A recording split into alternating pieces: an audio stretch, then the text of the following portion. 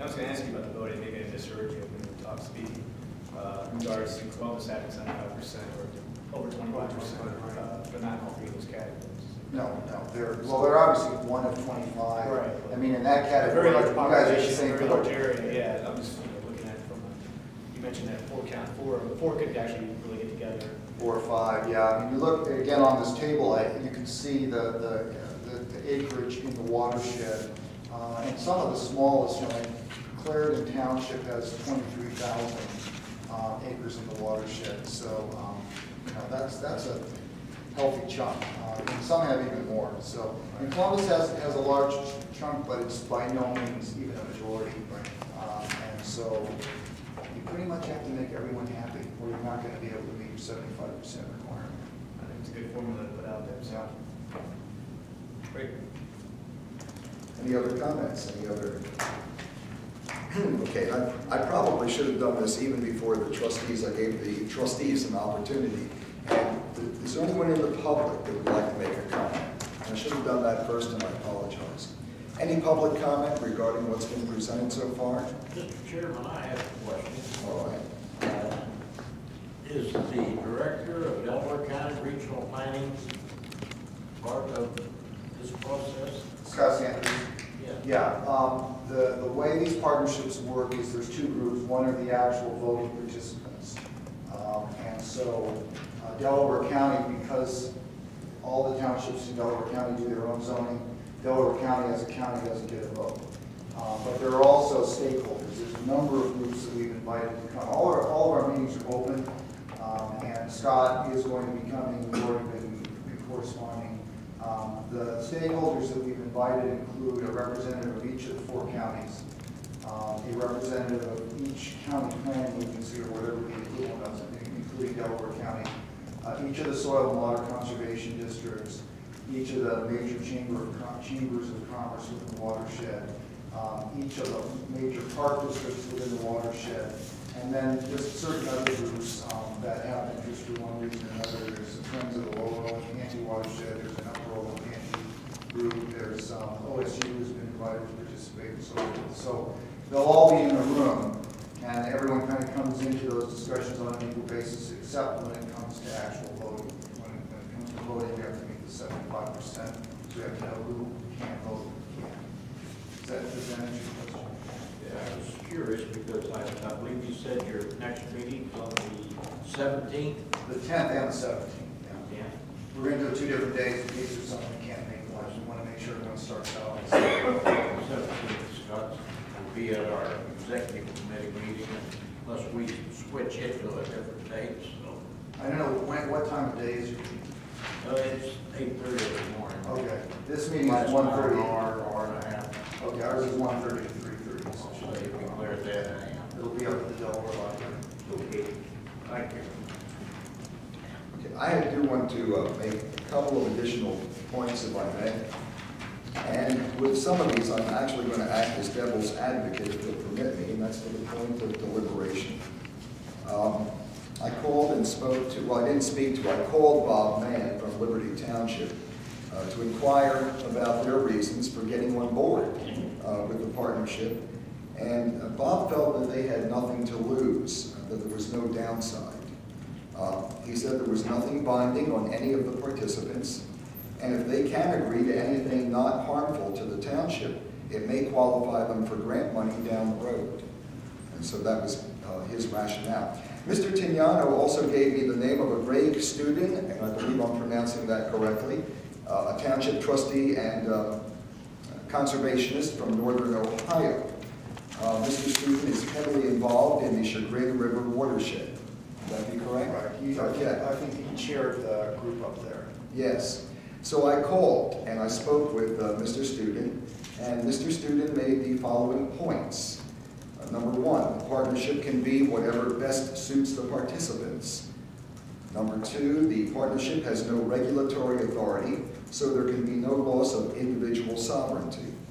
Number 3, the partnership can help municipalities deal with regulatory authorities, such as the federal and state EPA, when there are water quality issues. You stop me if I'm saying anything. I don't disagree with anything. So okay, very good then. Number 4, the partnership can create opportunities for grant money for use in the watershed, as well as protected land acquisition. And number 5, the partnership can create a network of technical expertise when municipalities have storm sewer, runoff, or erosion problems and need technical help or advice. Would all of that be correct? Yes, it is. There are technical resources for members of the planning partnership available through state agencies and also through Morrissey. Okay. I do, however, want to point out that Mr. Student also indicated the following: that active participation in their partnership requires a sizable conservation motivation and commitment from members in order to provide meaningful results. Which brings us to manpower and logistics. As I told Mr. Tignano, we run very lean here in the township, and we really do not have someone on standby that we can easily task with this. So we would likely need a volunteer, I would suspect. And even though that the group may only meet, your group may only meet once a month, there is time and travel, and there's also preparation for the meetings. There's reading and research and writing and note-taking and information that will have to be conveyed back to the trustees at minimum.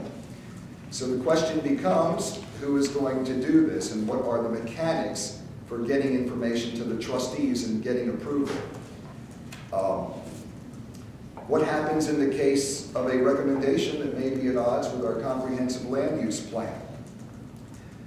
Does the zoning commission need to be involved, or should the trustees handle this all by themselves? Now, these are questions that we have to answer if we're going to decide to move forward. Also, too, the PCA and PDA criteria may not be to our liking, and so the end result may not be to our liking either. I'd like to bring up the point that although the end result of the partnership is only a set of recommendations, once having been made, we may find ourselves under public pressure to implement or face bad press. And finally, we may be better off simply remaining a blank spot, that according to Mr. Tignano, on the map, with no recommendation being made for Orange Township.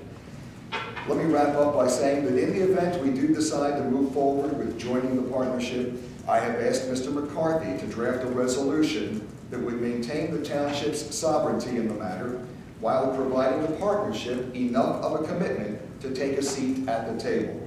We used as a model a resolution drafted by the Delaware County Commissioners. And with that, I will open it up to board deliberation.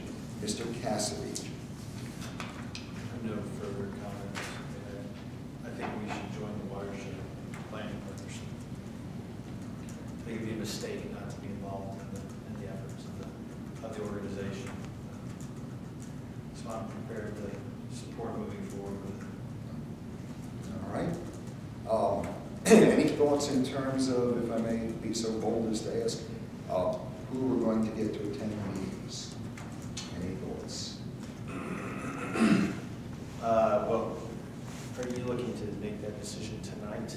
Or when I suggest we take the first step tonight, and then maybe that's something we can address later. Well, I believe their first meeting is February 10th. Would that be correct? The 10th or the 17th. Okay. This question has come up in other contexts, and while we would, of course, prefer continuity and representation, but sometimes the chosen person can't attend. So we'd like to have a representative from each member at all the meetings, but we recognize in some cases you may have to send a different person.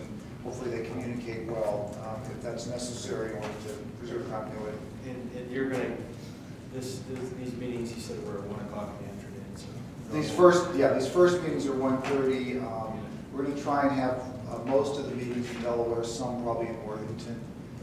But it's hard to say. I think what I said is I don't envision the partnership as a voting group meeting more than once a month on average. Now, I can imagine there could be some months go by where there aren't any meetings, and then as you get kind of towards the end of the process, you can imagine you may have to meet every couple of weeks. We're going to try and have the meetings during the workday.